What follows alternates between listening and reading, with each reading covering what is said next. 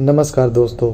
लोहड़ी पंजाबी और हरियाणवी लोग बहुत उल्लास से मनाते हैं। यह देश के उत्तर प्रांत पर ज़्यादा मनाया जाता है। इस दिन पूरे देश में पतंग उड़ाए जाते हैं। पूरे देश में अलग अलग मान्यताओं के साथ इस त्यौहार को मनाया जाता है। लेकिन क्या आप जानते हैं लोहड़ी का त्यौहार क्यों मनाया जाता है? पुराणों के अनुसार भगवान ब्रह्मा के मानस पुत्रों में से एक राजा दक्ष हिमालय क्षेत्र में रहते थे। दक्ष की दो पत्नियां थीं, प्रसूति और वीरनी। माता सती दक्ष की पत्नी प्रसूति की पुत्री थी।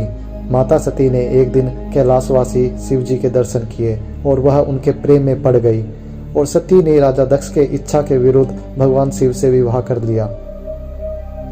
कुछ समय बाद सती जी ने भगवान राम की परीक्षा ली थी और शिव जी ने सती को मन से त्याग दिया था। उसी समय दक्ष प्रजापति बने थे। ब्रह्मा जी ने सब प्रकार से योग्य देखकर और समझकर दक्ष को प्रजापतियों का नायक बना दिया। जब दक्ष ने इतना बड़ा अधिकार पाया तो उनके अंदर अभिमान आ गया। एक बार देवताओं की सभाओं में सभी देवता लोग बैठे थे, देवता, गंधर्व और आदि। उस सभा में भगवान शिव भी बैठे थे और ब्रह्मा भी। लेकिन दक्ष प्रजापति का यह नियम था कि वो किसी भी सभा में जाता था तो सबसे लास्ट में जाता था, क्योंकि वो सोचता था कि अंत में जाऊंगा तो सभी लोग उठकर मुझे सम्मान देंगे, क्योंकि मैं प्रजापति हूँ, सभी में श्रेष्ठ हूँ। उस सभा में भी प्रजापति दक्ष सबसे लास्ट में पहुंचते हैं और सब खड़े होकर सम्मान देते हैं। लेकिन दो व्यक्ति खड़े नहीं होते हैं, एक ब्रह्मा जी और एक शिव जी। प्रजापति दक्ष सोचते हैं कि ब्रह्मा जी तो मेरे पिता हैं, लेकिन जब उसने शिव जी की ओर देखा तो कहा, ब्रह्मा के कहने पर मैंने अपनी बेटी की शादी इससे करवाई है, लेकिन इसने उठकर मुझे प्रणाम नहीं किया। रुंड मुंडों की माला पहनते हैं, चिता की भस्म लगाते हैं, भूत प्रेतों में रहते हैं। दक्ष ने शिव जी को बहुत सुनाया और अंत में विवेक खो दिया और शिव जी को श्राप दिया, आज से शिव के नाम की आहुति किसी यज्ञ में नहीं निकाली जाएगी। लेकिन भगवान शिव ने कोई भी उत्तर नहीं दिया। भगवान शिव चुप बैठे रहे। वहां पर नंदी भी थे। उन्होंने दक्ष को श्राप दे दिया कि जिस मुंह से तूने भगवान शिव को गाली दी है, तेरा मस्तक भी बकरे का बन जाए। शिव गणों ने भी श्राप दिया, तुम वेद आदि ग्रंथ को भूल जाओगे। आपस में झगड़ा होने लगा। भगवान शिव शांत भाव से उठकर वहां से चल दिए। लेकिन प्रजापति दक्ष का शिव जी को श्राप देने के बाद से कोई यज्ञ नहीं कर रहा था। पूरे संसार में यज्ञ होना ही बंद हो गया था। दक्ष ने सोचा कि कोई यज्ञ ही नहीं करता है। दक्ष ने गंगा के तट पर विशाल यज्ञ करने की सोची और सबको निमंत्रण दिया, लेकिन अपनी बेटी और अपने दामाद को नहीं बुलाया। दक्ष का निमंत्रण पाकर किन्नर, नाग, गंधर्व और सब देवता अपनी अपनी स्त्रियों के साथ चले, विष्णु, ब्रह्मा और महादेव जी को छोड़कर। सभी देवता अपना अपना विमान सजाकर चले जा रहे थे।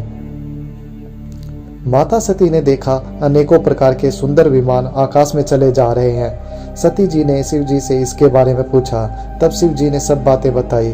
पिता के यज्ञ की बात सुनकर सती कुछ प्रसन्न हुई और सोचने लगी कि यदि महादेव जी मुझे आज्ञा दे तो इसी बहाने कुछ दिन पिता के घर जाकर रहूंगी। माता सती शिव जी से बोलती है, हे प्रभु, मेरे पिता के घर बहुत बड़ा उत्सव है। यदि आपकी आज्ञा हो तो मैं आदर सहित उसे देखने जाऊं। शिव जी इस पर बोलते हैं कि अगर तुम बिना बुलाए जाओगे तो वो स्नेह नहीं मिलेगा और ना ही मान मर्यादा रह जाएगी। शिव जी ने बहुत प्रकार से कहकर देख लिया, लेकिन माता सती किसी भी प्रकार से नहीं रुकी। भगवान शिव ने सोचा कि अगर मैं इनको यहाँ पर रोक लूंगा तो बात और बढ़ जाएगी। इसलिए भगवान शिव ने कोई उत्तर नहीं दिया और शांत भाव से बैठ गए और अपने मुख्य गणों को साथ देकर उनको विदा कर दिया। जब माता सती यज्ञ के स्थल पर पहुंची तो वहां पर सती जी की बहनें भी थी, लेकिन किसी ने भी सती से वार्तालाप नहीं किया और उनके पतियों ने भी कोई वार्तालाप नहीं किया। दक्ष के डर के मारे किसी ने सती का स्वागत नहीं किया। लेकिन जब सती की माता सामने से निकली और अपनी बेटी को देखा तो प्रसन्न हो गई। एक खुशी इस बात की थी कि बेटी आई है और दूसरी खुशी इस बात की थी कि इसके पति और मेरे पति में जो विरोध है वह समाप्त हो जाएगा। सती को माता ने जल का पात्र दिया, लेकिन माता सती ने पात्र नहीं लिया। सती ने कहा कि पहले मैं यज्ञ मंडप की शोभा देखने जा रही हूँ, फिर आपसे मिलती हूँ। यज्ञ मंडप के अंदर सती जी प्रवेश करती हैं और वहां पर देखती हैं कि सभी लोग सभा में बैठे हैं और आहुतियां दे रहे हैं। राजा दक्ष ने अपनी पुत्री को देखा और पुत्री के आने पर अपेक्षा का भाव प्रकट किया और शिव के विषय में सती के सामने ही अपमानजनक बातें कही। सती के लिए अपने पति के विषय में अपमानजनक बातें सुनकर बहुत ठेस पहुंचा। तब माता ने सारी सभा को हठपूर्वक डांट कर क्रोध में बोली, हे सभासदों और सब मुनीश्वरों, जिन लोगों ने यहाँ शिव जी की निंदा की या सुनी है उन सब को उसका फल तुरंत ही मिलेगा और मेरे पिता दक्ष भी भली भांति पछताएंगे। सती बोली, मेरा पिता दक्ष नहीं है, यदि होता तो मेरे पति को पहचानता, क्योंकि मेरे पति शिव का संसार में कोई बैरी हो ही नहीं सकता। त्रिपुर दैत्य को मारने वाले भगवान महेश्वर संपूर्ण जगत की आत्मा है, वह जगत पिता और सबका हित करने वाले हैं। मेरा मंदबुद्धि पिता उनकी निंदा करता है। उसके बाद माता सती जिस अग्निकुंड में देवों के नाम से आहुति दी जा रही थी, उसी अग्निकुंड में जाकर अपना देह त्याग देती हैं। माता सती ने मरते समय भगवान हरि से यह वर मांगा कि मेरा हर जन्म में शिव जी के चरणों में अनुराग रहे। इसी कारण बाद में माता सती ने हिमाचल के घर जाकर पार्वती के रूप में जन्म लिया। भगवान शिव को जब इस बात की खबर मिलती है तब वह बहुत गुस्सा हो जाते हैं। वह वीरभद्र नाम के गणा को भेजते हैं। वीरभद्र जाकर राजा दक्ष का सिर काट देते हैं। इसके बाद दुखी होकर सती के शरीर को लेकर शिव ने तांडव नृत्य किया।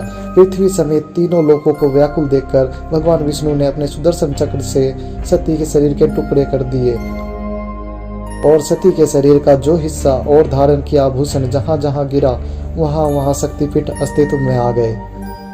तो दोस्तों, उसी दिन को एक पश्चाताप के रूप में प्रतिवर्ष लोहड़ी मनाया जाता है और इसी कारण घर की विवाहित बेटी को इस दिन तोहफे दिए जाते हैं और भोजन पर आमंत्रित कर उसका मान सम्मान किया जाता है।